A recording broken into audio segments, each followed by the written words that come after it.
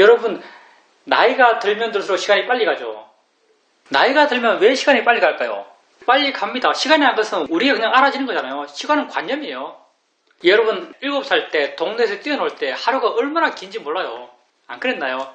근데 50대고 60대고 이렇게 되면 하루가 언제 간지 모르고 하루가 지나가요. 나이가 들면 들수록 시간이 빨리 갑니다.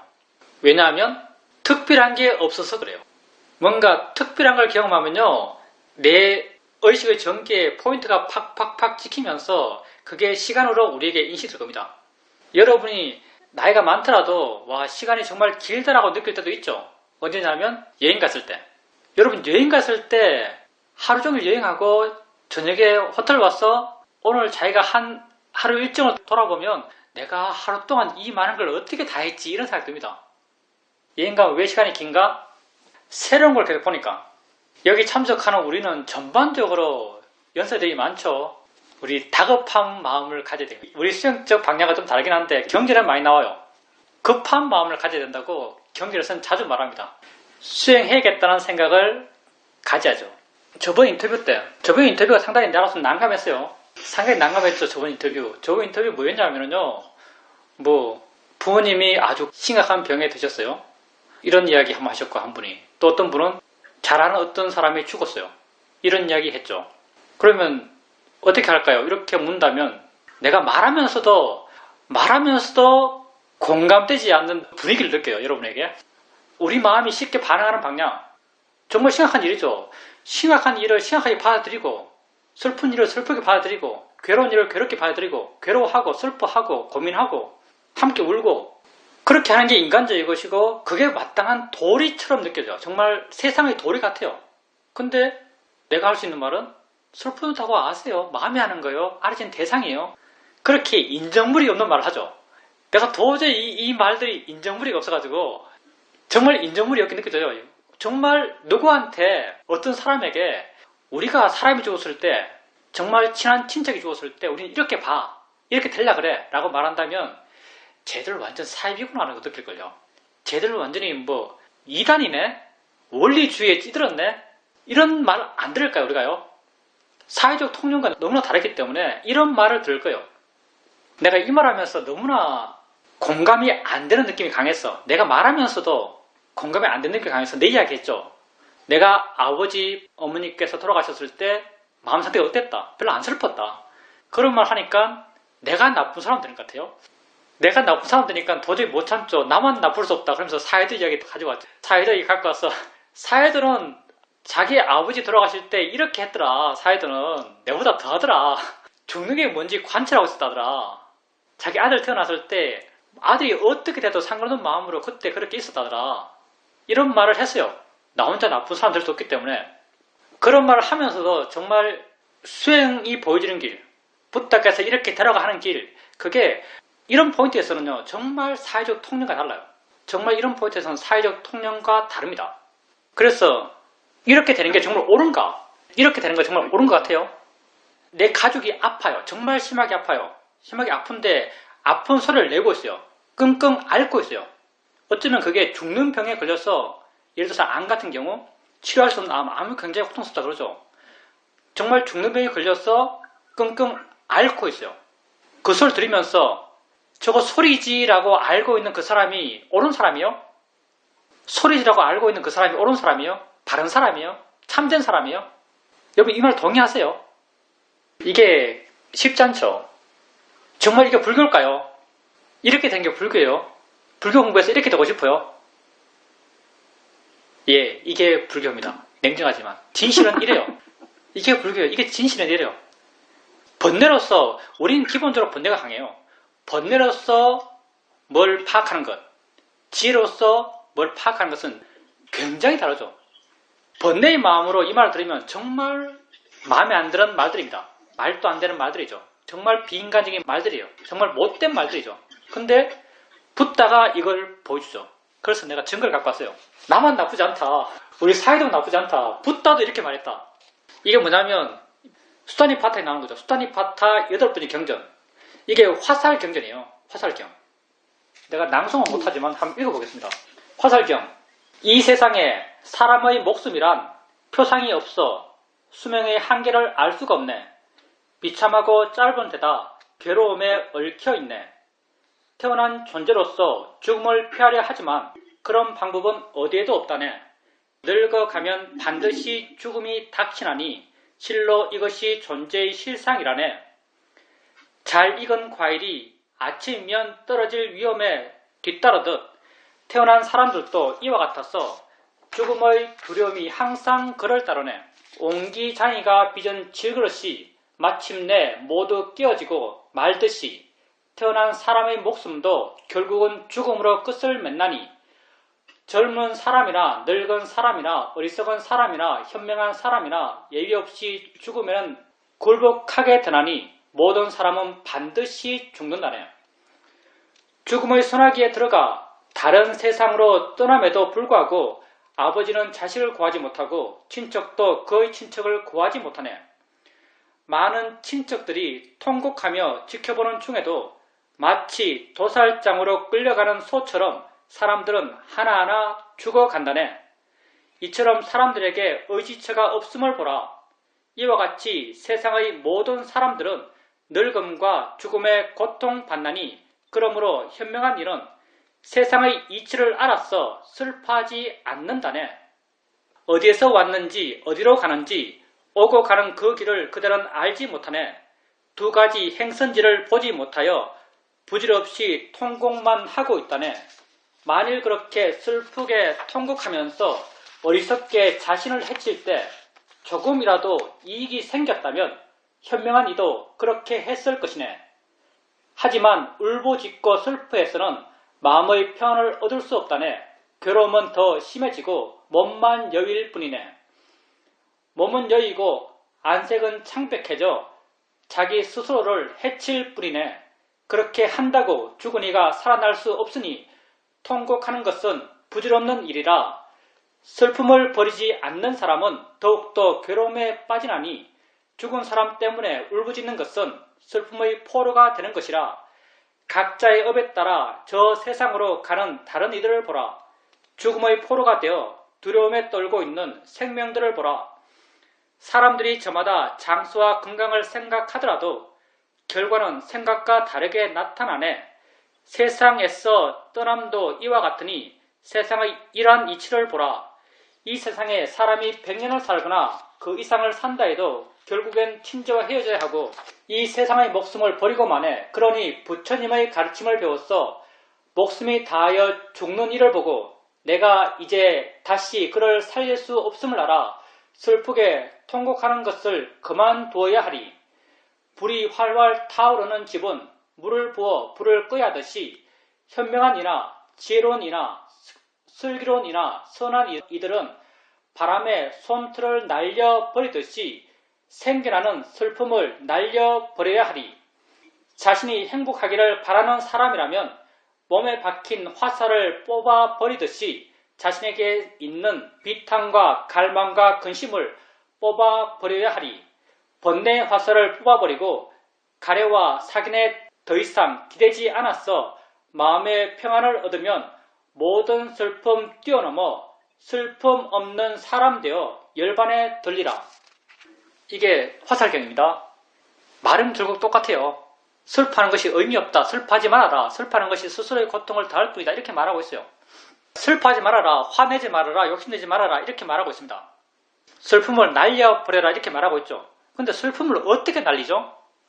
세상에서도 이렇게 말해요. 세상 사람들도 이렇게 말할 수 있습니다. 슬퍼하지 말아라. 욕심내지 말아라. 화내지 말아라. 이렇게 세상 사람들도 말합니다. 그럼 어떻게 슬퍼하지 않고 욕심내지 않고 화내지 않을 수 있을까요? 세상 사람들은 슬픔을 누르고 화를 누르고 욕심을 참고 그걸 통해서 욕심, 슬픔, 화를 날려버린다고 생각합니다. 이건 결코 날려지지 않죠. 화를 참는 마음도 화예요. 그럼 어떻게 우리는 본질적으로 그리고 영원히 슬픔, 화, 욕심을 떠나고 싶어하는 수행자들이에요. 어떻게 슬픔, 화, 욕심을 떠날 수 있을까요? 그 슬픔과 화와 욕심을 이해함을 통해서 거기에 부여했던 가치를 줄임을 통해서 우리는 그 슬픔, 욕심, 화를 떠나려고 합니다. 여러분의 수행의 방식은 그걸 이해함을 통해서 그것의 가치가 줄어들게 되고 그 가치가 줄어듦을 통해서 그것의 힘을 줄이는 거예요. 화났을 때 화내 마음이지 화를 마음으로 이해하는 거예요. 그것도 이해하려고 하는 거죠. 대상이네. 화를 대상으로 이해하는 거예요. 내가 하는 것이 아니네. 화를 무화로 이해하려고 하는 거죠. 이렇게 슬픔, 화, 욕심을 없애버리는 것은요. 그것을 정말 물리적으로 없애듯이 없애려고 해서 없어지는 게 아니에요. 그것을 이해했을 때 그것은 사라집니다. 경전에 나오는 말 가운데 이런 말이 있죠. 미움은 절대 미움으로 극복되지 않는다. 미움은 사랑으로만 극복될 수 있다. 이렇게 말해요. 미움은 사랑으로만 극복될 수 있다. 이게 무슨 말일까요? 화났을 때 그 화는 결코 그것을 없애고자 하는 화로 극복되지 않습니다. 화났을 때 화를 사랑함으로써 그것이 극복돼요. 근데 우리는 어떻게 화를 사랑할까요? 여러분 수행하면서 화나면 화를 사랑하세요. 우리는 사랑이라는 말을 잘 안 쓰죠. 우리는 인정한다, 수용한다, 받아들인다 이런 말 써요. 그게 여러분이 화를 사랑하는 방식이죠. 화가 나면 그걸 인정해줘요. 그 자체로. 그게 있음을 당연하게 생각해줘요. 수용하는 걸로. 그걸 받아들여요. 싫어하지 않아요. 그리고 이렇게 사랑하는 마음으로 수용하는 마음으로 화를 이해하려 하죠. 대상이야 라고 이해하려 하고 자연의 이치야 라고 이해하려 하고 마음이 하는 거야 라고 이해하려 그래요. 이해되면 물러나요. 물러난다는 게 무슨 말이냐면 가치가 줄어든단 말입니다. 가치가 줄어들면 그 화의 힘이 약해져요. 번뇌의 힘은 내가 부여한 나와의 동시의 강도의 의지예요. 대상이야 라고 이해하면요 마음이 물러나 버려요. 무슨 말인가 하면 나와 동일하다고 구했던 그런 가치가 줄어들기 때문에 물러나는 거죠. 그러면 화 그 자체의 힘이 약해지죠. 이렇게 화를 극복하는 거예요. 우리가 이렇게 화를 사랑하고 화를 이해함을 통해서 화를 극복하는 거죠. 슬픔을 사랑하고 슬픔을 받아들이고 슬픔을 이해함을 통해서 슬픔을 극복하는 겁니다. 붓다도 이렇게 슬퍼하지 말아라 의미가 하나도 없다라고 말하고 있습니다. 상식적인 여러분의 생각에서는 받아들이기가 그렇게 쉽지가 않죠. 이런 말들은 사실은. 근데 지혜의 길은 이걸 보여줍니다. 그리고 수행하면 이렇게 돼요. 내가 무슨 아버지께서 돌아가신 것에 대해서 수행해 본 적이 있겠어요? 내가 아버지의 임종을 맞아서 내게 형성됐던 그 마음들은 딴 마음이 아니에요. 내가 소리 들으면서 수행했던 그 마음, 느낌 알면서 수행했던 그 마음, 생각 보면서 수행했던 그 마음들이 점점 내 마음을 본질적으로 바꿔가면서 그런 마음이 되었던 거죠. 사회도 마찬가지. 비인간적으로 느껴지더라도 어떡합니까? 이게 불교의 길이에요. 근데 슬프지 않다 해서요. 슬프지 않다 해서 냉정한 건 절대 아닙니다. 이게 여기 슬프지 않다는 것은요. 괴로운 슬픔이 없는 거예요. 괴롭지 않은 슬픔도 있습니다.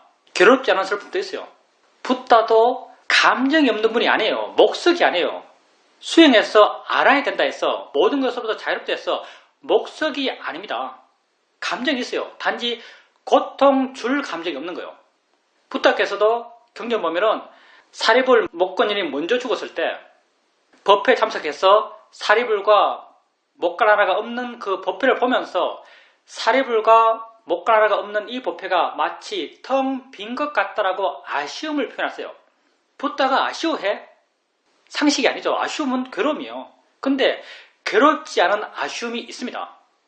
붓다께서 사와띠를 떠날 때 임종을 맞아서 자기 죽을 곳을 찾아갈 때 살아상수를 찾아갈 때 고개를 넘어가죠. 고개 넘어갈 때 사와띠를 한번 다시 돌아보세요. 돌아보시면서 당신이 지냈던 곳 그 한 곳 한 곳을 추억하세요. 내가 저기 보이는 저 언덕에서 무슨 일을 했었지. 저기 보이는 저 봉우리에서 내가 뭘 했었지. 이렇게 자기가 지냈던 그 사와띠의 장소를 추억하시면서 한번 떠올리세요. 그러면 붓다가 그리워해 이런 생각을 할 수 있어요. 그리움은 고통인데 라고 이런 생각을 할 수 있죠. 근데 고통 없는 그리움이 있습니다. 고통 없는 슬픔이 있어요. 감정이 없는 건 아니죠. 단지 고통받지 않을 뿐입니다. 하여튼 저번 법회를 하고 나서 항상 찝찝했어요. 일주일 내내 찝찝했네요. 뭔가 너무나 현실과 사회적 통념과 괴리 되는 이야기를 한 것 같아서. 가장 많이 아시는 분, 가장 깊이 아시는 부탁께서는요, 옆에 가족이 죽을 병에 걸려서 앓고 있을 때 그 소리를 소리야라고 들으라고 말하고 있는 겁니다. 소리일 뿐이야라고 들으라고 말하고 있는 거예요. 그렇다 하더라도요, 아픔에 대해서 공감하는 안타까움이 없는 게 아니에요. 근데 고통이 줄어요. 그리고 고통 없는 안타까움도 분명히 있습니다. 지혜의 힘이 좋아졌을 때. 고통 겪는 안타까움, 고통스러운 슬픔, 고통스러운 슬픔은요, 고통을 더 키우는 거예요. 상대에게도 결코 도움되지 않을 겁니다. 하여튼 여기에 대해서 한 번 더 말해야 될 것 같다고 느껴서 오늘은 이 말을 해봤습니다. 질문입니다. 아침에 침대에서 일어나는 순간 마음을 썩 지나가는 것이 하고자 하는 것, 하고 싶어 하는 것이 바로 욕심의 마음이구나라는 생각이 들었습니다. 순간 그 생각이 지혜임을 알 수 있었습니다. 하고 싶어 하는 것, 기대하는 것, 되기를 원하는 것, 남이 봐주기를 원하는 것, 이런 마음들이 다 욕심의 마음이고, 이런 마음들이 내 일상의 삶에서 끊임없이 영향을 미치고 있음이 순간 알아졌습니다. 그리고 아침을 먹고 난 뒤에 평소와는 다르게 남편이 상당히 거친 말을 했습니다. 그때 순간 마음이 확 반응했지만 그걸 소리라고 아는 마음도 있었고 순간은 마음이 마치 정지한 것 같았습니다. 그 이후에도 작게 깔짝깔짝 마음이 계속해서 그 말에 반응하고 있었습니다. 마음이 혼자서 생각하고 나쁜 생각을 하고 유치한 생각을 하면서 화라는 것이 얼마나 거치고 유치한가를 알 수 있었습니다. 그것을 지켜보면서 마음에 대해서 그리고 번뇌에 대해서 좀 더 이해할 수 있는 기회가 되었습니다. 재밌게 그것을 지켜볼 수 있었습니다. 번뇌가 아주 유치해요. 화와 욕심이 정말 유치하죠.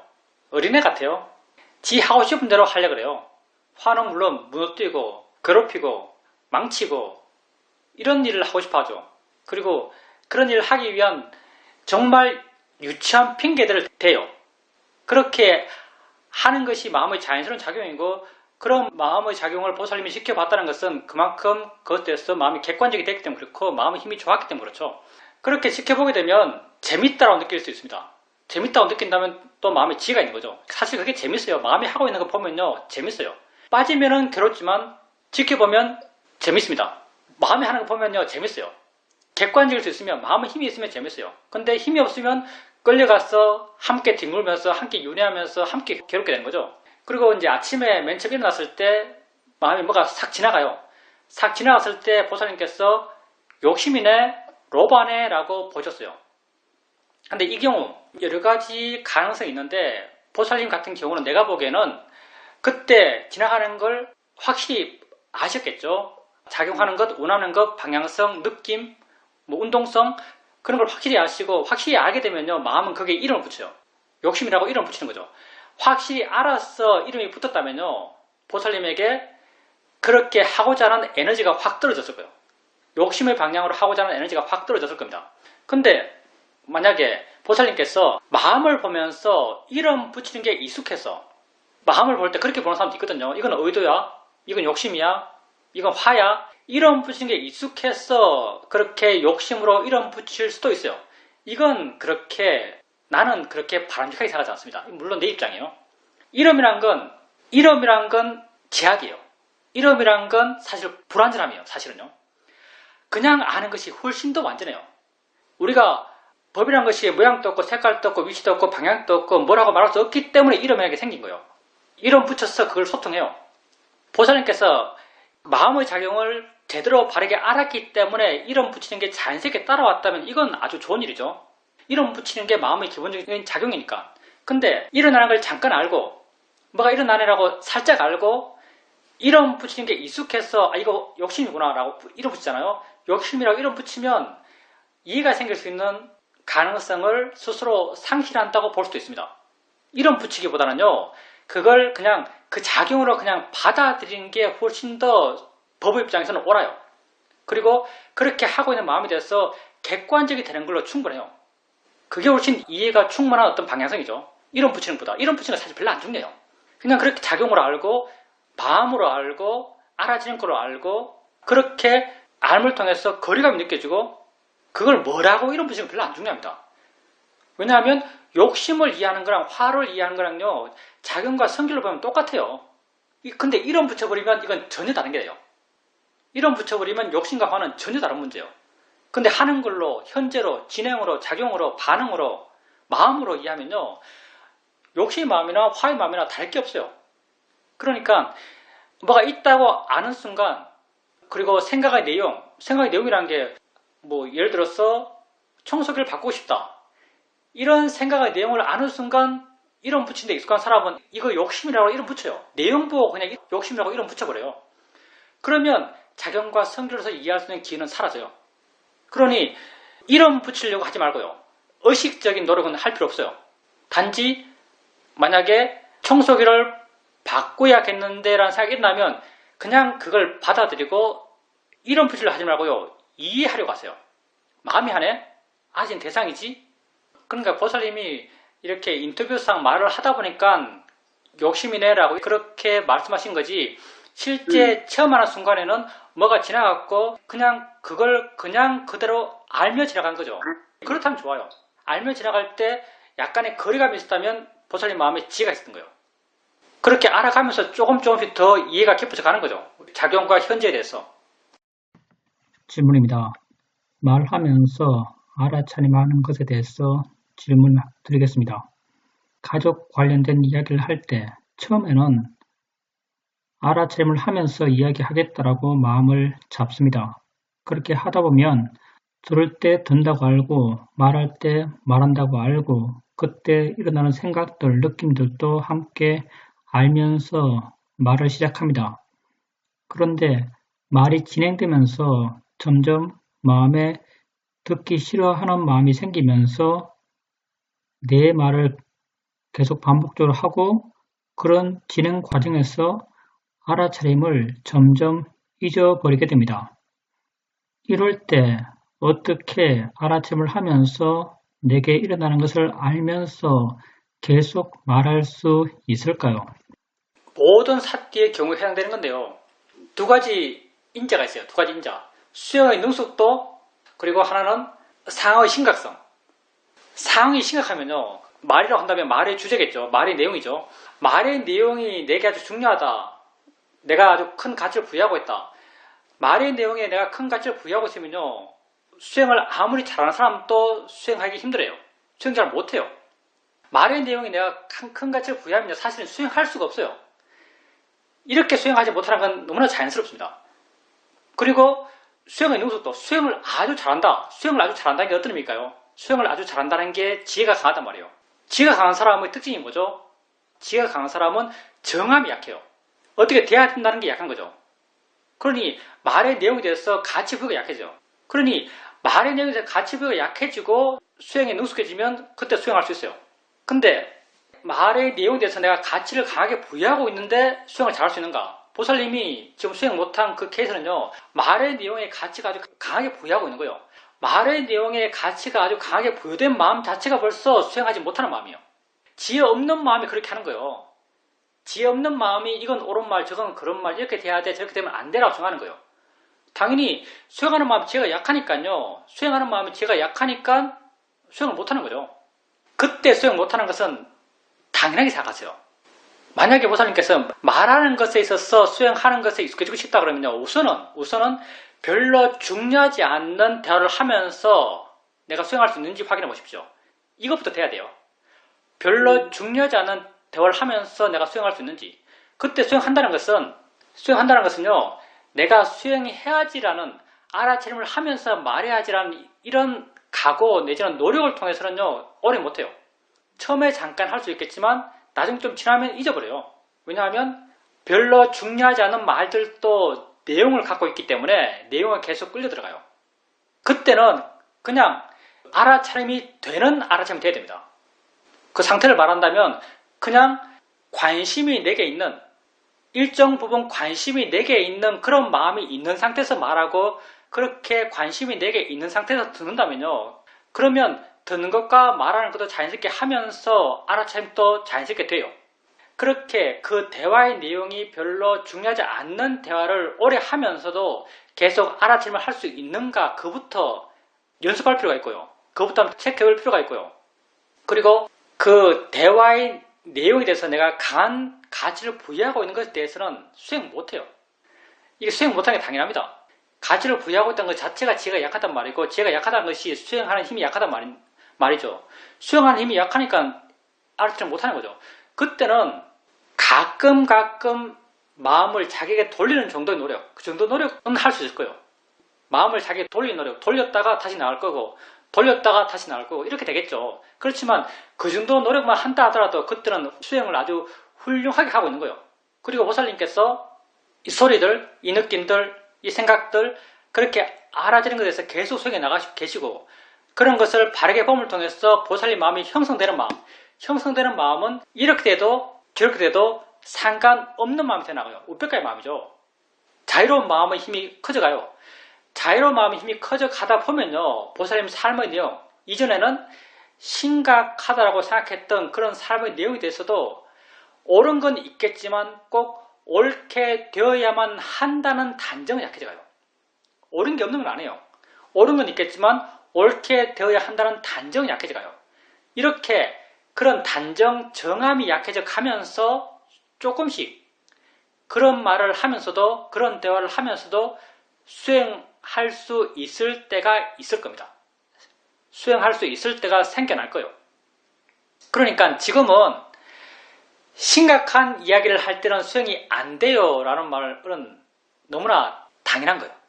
심각한 내용의 이야기를 하면서 수행할 수 있는 사람은 없어요. 이건 정말 없어요. 그런 사람은요. 그 사람은 그 이야기를 심각하게 생각하지 않기 때문에 수행할 수 있는 거예요. 수행할 수 있는 마음이 안 되는데 수행을 어떻게 해요? 이 말이 내게 심각하고 이 말이 내게 중요한데 그 말 하면서 수행해야지라는 것은 있을 수 없는 일이에요. 정말 수행에 능숙한 사람, 지혜에 충만한 사람은요, 세상에 중요한 게 없어요. 바르고 옳은 건 있겠지만 세상에 중요한 건 없어요. 그게 중요한데 어떻게 수행하겠어요? 중요한 게 있는 이상, 심각한 게 있는 이상 그것 하면서 수행 못합니다. 그런데 우리의 한계가 분명한 거예요. 근데 수행을 하면 할수록 바른 수행의 길에서 바른 수행의 길이 만들어내는 마음의 힘이 커져가면 커져갈수록 우리 삶에서 중요한 게 점점 작아져 갈 겁니다. 옳고 참되고 바른 건 점점 분명해져 가겠지만요, 중요하고 심각한 건 점점 줄어들어 갈 거예요. 우리는 그런 마음을 키우고 있거든요. 그렇게 중요하고 심각한 게 줄어들면서 수행할 수 있는 그런 마음의 힘들, 마음의 확장성이 커져 갈 겁니다. 그래 지금은 수행하려 할 뿐이에요. 못하는 건 못하는 대로 받아들이고요. 질문입니다. 사정이 있어서 지금 딸네 집에 손주와 함께 있습니다. 어제 저녁에 법회에 참석하면서 법회가 끝날 쯤 되었을 때 마음이 참 좋다라는 느낌이 들었습니다. 마음이 기뻤고 깨어있었고 활기찼습니다. 수행했기 때문에 수행의 결과로서 이러한 좋은 마음이 생겼다라고 스스로 알았습니다. 그리고 손주를 재우는데 이 아이를 빨리 잠이 들게 해야겠다, 내지는 빨리 재우고 난 뒤에 나는 무엇을 해야겠다, 이런 마음이 전혀 없이 그때 해야 될 바를 하는 것이 옳다라고 아는 바를 단지 할 뿐이다라고 알았습니다. 그리고 거기에 스스로 만족하며 머물러 있는 것을 알 수 있었습니다. 수행하는 것과 일상의 삶을 살아가는 것이 결코 다르지 않다라는 것을 알 수 있었습니다. 어제 법회를 마치고 마음이 좋죠. 마음이 행복해요. 마음이 기쁜 거죠. 당연히 지혜를 원인으로 생긴 기쁨이죠. 법회 때 보살님께서 수행하시는 것 같고 수행을 통해서 법회 때 법문을 듣고 해나가는 과정에서 보살님이 알든 모르든 보살님에게 있는 지혜들이 확인되고 그 지혜를 통해서 마음이 이렇게 리프레시 되고 그런 것들을 통해서 마음에 더 기쁨이 생겨나고 기쁨이라는 게 지혜로 인한 기쁨이요. 지혜로 인한 기쁨은 당연히 자유로운 기쁨이죠. 자유로운 기쁨은 이런 마음들은 다른 대상에도 다 투영돼요. 손주에게도 손주를 아주 좋게 보지만 자유로우면서 좋게 보는 거예요. 집착하면서 좋게 보는 것이 아니고요. 가벼우면서 좋게 보는 거죠. 자유로우면서 행복한 것이거든요. 이런 행복감, 이런 기쁨들, 이게 법의 기쁨이라고 말할 수 있는데 붓다는 이것이 당신의 양식이라고 그랬어요. 법의 기쁨. 이런 일이 있죠. 붓다께서 하루는 사와띠에 탁발을 갔어요. 혼자서. 사와띠를 한 바퀴 뺑 돌았는데 아무도 붓다에게 밥을 안 줘요. 붓다도 인간이죠. 우리 생각에 붓다가 나타나면 세상 모든 사람이 천인까지도 하늘의 천인까지도 나타나서 밥을 줄 것 같은데 붓다께서 바로 들고 사와띠 씨를 한 바퀴 도는데 아무도 밥을 안 줘요. 빈발을 들고 나오시죠. 빈발을 들고 나오니까 마라가 그 악마가 기회다 싶어서 그 성문 앞에 기다리고 있어요. 그러면서 고타마요. 당신의 발을 보여주시오. 이렇게 말해요. 그러니까 붓다께서 당신의 발을 보여줘요. 발가 텅 비었죠. 발가 텅 비었구나. 고타마요. 다시 한번 성으로 들어가 봐라. 다시 들어가서 탁발을 받으면 많은 사람들이 너에게 정말 좋은 음식들을 많이 공양 올릴 것이다. 이렇게 붓다에게 말해요. 마라가 하는 일이 항상 이런 거죠. 집착을 일으키게 하고 자기에 대한 인식을 강하게 하고 이런 일을 마라가 하는 일이에요. 그 말을 듣자 붓다께서 하신 말씀이 이 말입니다. 열애는 밥을 먹고 살지 않는다. 열애는 기쁨을 먹고 산다. 이렇게 말해요. 열애는 기쁨을 먹고 산다. 난 경전 이 구절을 읽은 지 참 오래됐고 이 구절이 인상적이어서 기억도 하고 있는데 사실은 이게 뭔지 몰랐어요. 열애는 기쁨을 먹고 산다. 말은 좋아서 알고는 있었는데 이 기쁨이 뭔지 몰랐어요. 이 기쁨은 지혜가 주는 기쁨이죠. 기뻐서 기쁜 게 아니에요. 그냥 마음이 은은하게 피어나는 기쁨이에요.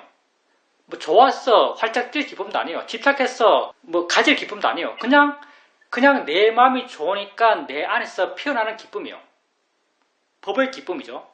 붓다께서 이런 기쁨을 먹으면서 당신은 산다라고 말씀하셨는데 우리도 수행하면서 마음이 좋을 때 좋다라고 느껴요.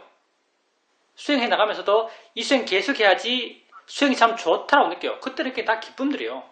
이런 기쁨들이 물론 그 수준 차이는 붓다가 말씀하신 기쁨과 많이 나겠지만 그 종류와 방향성은 전혀 다르지 않을 거예요.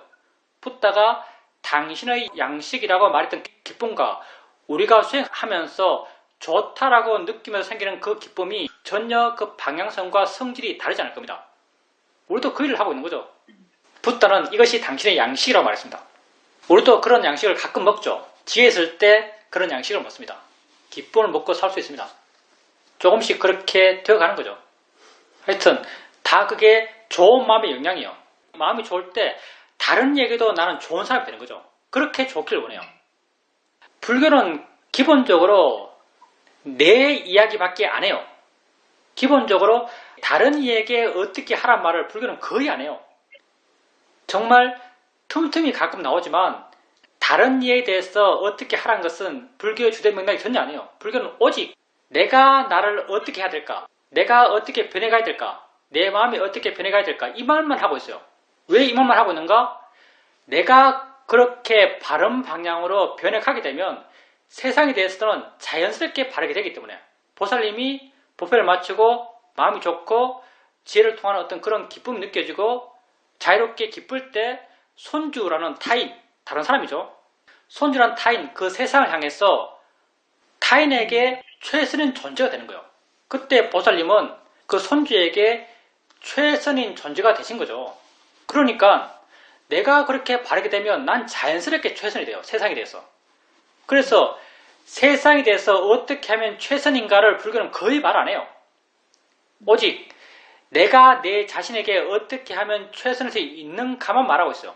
그리고 지금 우리가 수행하는 것도 내가 어떻게 하면 내 자신에게 최선일 수 있는가만을 추구하면서 수행하고 있습니다. 이렇게 수행하는 것이 결코 이기적이지 않아요. 이건 이기의 길이 아니에요. 왜냐하면 이것은 이타의 힘이 내 안에서 피어나게 하는 거예요. 화가 없으면 자비는 저절로 나오는 거죠. 그러니 결코 이렇게 나를 보고 나를 좋게 하고 내게 좋은 마음을 키워나가고 이 길이 결코 이기적인 길이 아닙니다. 내 안에서 발음이 커져나가게 되면 내 밖으로 발음은 저절로 드러나요. 세상을 향해서도 나는 최선의 존재가 되어나가는 거죠. 그래서 우리는 오직 내 스스로 어떻게 바를까만 궁리하고 그 방향 노력하는 거예요. 그리고 내가 바르면 세상을 향한 발음은 저절로 되는 거죠. 그래서 우리가 세상을 향한 발음에 대해서는 별로 말을 안 해요. 그래서 우리를 소성이라고 부릅니다. 부인할 수 없는 소성이죠. 근데 대성은 저절로 드러나는 거예요. 대성이 하자 해서 대성 되는 게 아니에요. 남을 위해야지, 남을 위해서 뭘 해줘야지 하는데 남을 위해서 뭐 해주는 마음이 많은 경우 번날걸요. 내가 해주는 해줌일걸요. 내가 해주는 해주면요, 그건 바른 마음이 아니에요. 내가 도와주는 도와주면요, 바른 도와줌이 아니에요. 그러니 우리는 소성 맞는데요. 바른 소성은 대성이 그냥 우러납니다. 그걸 대성이라고 생각하지도 않겠죠. 왜? 가치가 없으니까. 바르기 때문에 할 뿐이지 가치가 있잖아요. 가치라는 것은 뭐 중요하다, 해야 된다 이런 방향의 가치죠. 남을 위해 하는 게 가치 있잖아요. 남을 위해 하는 게 중요하잖아요. 그냥 그게 옳기 때문에 그냥 그렇게 할 뿐이에요. 보살님께서 말했던 손주를 재울 때 얘가 뭐 빨리 자야 된다, 얘를 위해야 된다 이런 말 없어요. 그냥 그때 그 순간 현재 충실하고 보살님이 이때 이렇게 하는 게 바르다. 손주에게 따뜻함을 해주고 바람만 가질 수 있는 말 해주고 그런 게 해주는 것. 그게 그렇게 해줘서 손주에게 도움돼야지, 손주를 바르게 바꿔야지 이런 마음 별로 없어요. 그거 별로 안 중요해요. 그때 그 말 해주는 게 보살님에게 옳기 때문에 그 말을 하는 거예요. 근데 그게 손주에게 최선이에요. 손주를 위해서 뭘 해준다. 손주를 위해서 뭘 해준다 그러면요, 그 해주는 사람은 보살님 자신이에요. 내가 손주를 위해서 뭘 해준다면요, 그건 결코 바른 마음이 아닙니다. 그래서 우리는요, 내가 남을 위해서 뭘 해준다 이 말 안 해요. 그거 별로 안 중요해요. 내가 남을 위해서 뭘 해주는 게 전혀 가치 없는 마음이 되길 원해요. 해석이 중요합니다. 이거 바르게 알아들어야 돼요. 내가 남을 위해서 해주는 게 전혀 가치 없을 때 정말 남을 위해서 해줄 수 있는 거예요. 이게 자비심이죠. 불교의 자비심, 이런 자비심이에요. 내가 남을 위해서 뭘 해주더라도 남을 위해서 뭘 해주는 게 별로 가치 있지 않아요. 중요하지 않아요. 꼭 해줘야 되는 것도 아니에요. 그럴 때 정말 그걸 해줄 수 있어요. 아무런 나란 생각이 없이 해줄 수 있어요. 이게 무주상보시죠. 뭐 무주상보시가 별거예요. 무주상보시 맨날 건강에서 말하고 있죠. 이게 무주상보시예요. 함이 없는 함이 되는 거죠. 그리고 보살님은 그때 그 마음, 지혜 있는 마음, 자유로운 마음으로 남을 위해 뭘 해줄 때 그때 그 해주는 것은 안 중요해요. 단지 해주는 게 옳기 때문에 해주는데 해주는 게 옳기 때문에 해주는 그 마음은요 굉장히 가벼워요. 그냥 할 뿐이에요. 그래서 그렇게 하는 것이 좋은 일이야, 옳은 일을 했어, 뭐 가치 있는 일을 했어, 남을 위해 했어 이런 마음 없어요. 그냥 할 뿐이에요. 그래서 그렇게 해주는 것을 무주상보시라고 말합니다. 여러분이 일생을 통해서 마음이 가벼워지고 세상의 가치를 줄이고 세상에 의미 있는 것이 약해져 갈 때 여러분은 점점 무주상보시를 하게 됩니다. 근데 무주상보시는 해도 했다는 생각이 없어요. 해도 했다는 생각이 없기 때문에 우리는 했다고 말을 안 하죠. 했다고 말을 안 하니까 소승이라는 말을 듣는 거예요. 했다는 말을 안 하니까 소승이라는 말을 들어요. 했다는 말을 자꾸 해야 대승이라는 말을 들을 텐데 한 게 안 중요하니까 했다는 말을 안 해요. 근데 우리는 한 게 안 중요한 마음을 키워가요. 근데 그게 바른 수행의 방향이에요. 바른 이빠사 수행의 방향이죠. 하여튼 그렇게 내 마음이 좋을 때 타인에게 나는 최선의 존재가 됩니다. 그렇지만 타인에게 최선의 존재가 되기 위해서 수행하는 건 아니에요. 나는 내게 최선의 존재가 되기 위해서 수행합니다. 근데 내게 최선의 존재는 곧 타인에게 최선의 존재가 됩니다. 모르는 사람이 들으면 말장난 한다 그러겠어요. 질문입니다. 요즘 사람들이 코로나 백신을 맞고 있는데 아무 저항 없이 사람들이 잘 맞고 있습니다. 그런데 나는 코로나 백신을 맞지 않았고 맞을 생각도 전혀 없습니다. 나 자신을 위해서 이렇게 결정했는데 주위 사람들은 이것을 상당히 부자연스럽게 생각합니다. 스님께서는 이런 것에 대해서 어떻게 생각하시나요? 백신을 안 맞는 것을 자연스럽게 생각합니다. 그게 각자의 선택 아닌가요? 다른 사람들이 그렇게 생각하는 것, 그런 다른 사람들의 생각은요, 사회적 통념의 기준을 갖고 그렇게 생각하는 겁니다. 그 사람들은 사회적으로 그런 방향성이 이미 형성되어 있죠. 백신을 맞아야 된다. 백신 맞는 어떤 당위성들, 그런 것들이 많이 홍보되고 있고, 사회 전체적으로는 그런 방향으로 몰아가고 있어요. 사람들의 의식들을 계속 끌어가고 있는 거죠. 언론도 그렇고요. 사람들은 깊이 생각 안 해요. 사람들은 그냥 주어진 정보들을 받고 그걸 나름대로 자기도 모르게 마음이 해석하고 그 해석의 결과로서 자기의 기준이 생겨나요. 그 기준이 자기가 만든 게 아니에요. 그냥 주어진 기준이에요. 주어진 기준 하에서 들어온 정보를 파악하고, 예를 들어서 그 들어온 정보라면 저 사람이 백신을 안 맞았더라 라는 그런 정보가 들어오죠. 그러면 그냥 그렇게 주어진 정보 하에서 판단하고 반응해요. 저 사람은 너무 이기적이다. 남 배려 안 하네. 어떻게 저렇게 자기만 생각하지? 이런 말을 다른 사람은 합니다. 그 사람들은 그 사람 기준에서 그렇게 말하고 있는 거니까요. 그 사람들이 그렇게 말하는 것에 대해서 보살님이 크게 반응할 필요 없어요. 보살님은 보살님의 기준하에서 말하는 것이고요. 보살님의 기준하에서 판단하는 거죠. 누구도 모든 사람 100% 백신을 맞아라라고 말하지 않아요. 맞을 거라고 기대하지 않습니다. 그러니 백신 안 맞는 사람도 존재하죠. 우리나라가 몇 프로 맞을까요? 많아도 80% 이상을 별로 기대하지 않을걸요. 10명 중에 2명은요, 굉장히 많은 사람입니다. 자발적인 의사로 백신을 안 맞는 사람이 10명 중에 2명이에요. 인구로 따지면 1000만 명이죠? 1000만 명이 안 맞아요. 자기 의사결정으로, 의사로. 1000만 명이나 되는데요, 이렇게 백신을 안 맞는 사람이 이상한 사람이 아니죠. 다른 사람과 생각이 다를 뿐이에요. 우리나라 사람들은 특히 집단의식이 강하죠. 집단의식이 강해서 집단이 이렇게 하면 마땅히 따라가야 돼. 그런 사회적 풍조가 굉장히 강해요. 동양권이 다 비슷하죠. 근데 보살님의 생각이 그런 사회적 통념, 일반적으로 옳다고 생각하는 사람들의 공유의식과 다르다면요, 보살님은 그냥 자기 생각이 옳다고 자기 판단대로 행동하시면 돼요. 다른 이에게 보살님의 생각을 강요할 수는 있겠지만 다른 사람의 생각에 대해서도 보살님 생각이 분명하다면요, 영향받을 필요가 없습니다. 그냥 그렇게 아세요. 그리고 만약에 다른 사람이 그렇게 하는 말이 든다면요, 그걸 수행적으로 소화하십시오. 말하면 우선 생각할 수 있는 게 저 사람 마음이 저래서 저렇게 말하는 거야? 이렇게 생각할 수 있고요. 소리야라고 생각할 수 있고요. 만약에 알게 모르게 보살님도 사회적 통념에 영향을 받아요. 그래서 그 말이 보살님에게 충격이 될 수 있습니다. 만약에 보살님이 사회적 통념에 전혀 영향받지 않는다면 그 말을 들어도 아무렇지 않을 거예요. 그렇지만 우리는 사회적 동물이고 사회 전반적으로 이렇다고 하는 것에 대해서 자유롭기 힘들어요. 그 말 들으면 보살님 마음에 충격이 올 겁니다. 그러면 보살님은 그 충격에 대해서 수행적으로 보세요. 마음이 이렇네? 화내? 아마 화날 건데 마음이 화내네? 알아진 대상이지. 이렇게 아세요. 우리나라는 그 백신 맞는 것에 대해서 거부감을 일으키는 집단 없나요? 외국은 그게 굉장히 강하거든요. 그리고 그게 일반적으로 많은 사람들이 그런 의식을 공유해요. 백신 음모론들. 국가가 국민을 통제하려는 수단으로 코로나 상황을 과장하고 있다.